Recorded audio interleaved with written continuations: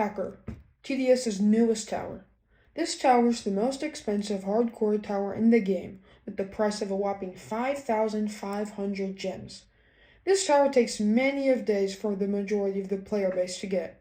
With this tower being so expensive and taking so much time, people have been wondering, is this tower worth it?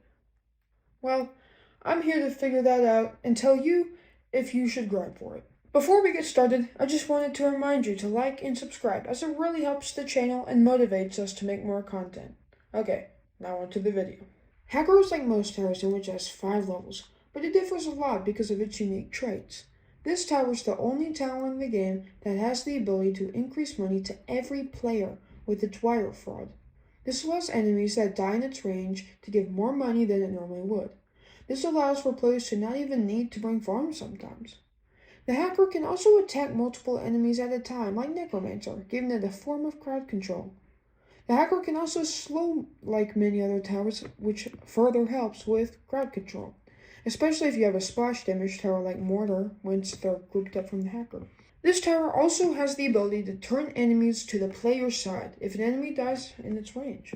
The enemies do have lower health, but at higher levels, it can turn a 15,000 HP enemy going at your base to a 5,000 HP enemy going at the other enemies. Now, the most unique part about this tower is its ability to clone other towers. And even though it's not free, it's still cheaper than what the tower you're cloning is.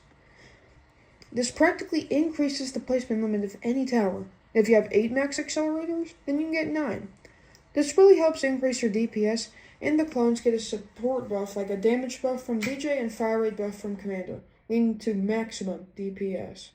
The tower has a placement limit of 2, so you can clone more than one tower The best way to get a ton of DPS is to get 2 towers or hackers and a Gatling gun. This allows you to have 3 Gatling guns, but you can even get 5. If you use the ability to clone towers when the cooldown ends, you can have 2 clones per hacker, allowing you to have 5 Gatling guns. That is a lot of DPS. As you would imagine, this is incredibly broken, and is definitely one of the reasons this tower is so expensive. This tower also has 2 paths towards max level, with the top path being focused on DPS, crowd control, and giving converted enemies higher health.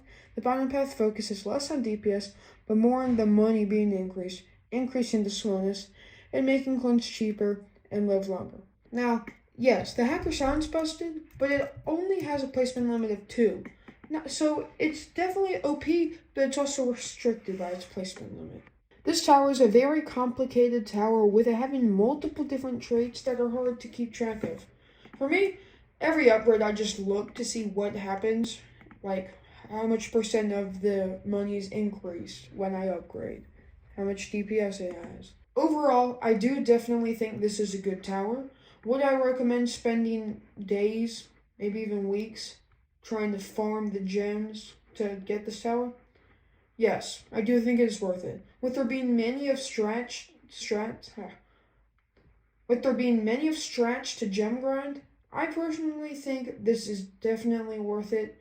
You might not use it in every loadout, but it is definitely going to be used in most, and it will definitely be implemented into a lot of strats. Well, that's it for the video. Remember to like and subscribe. Have a good day, and have fun grinding.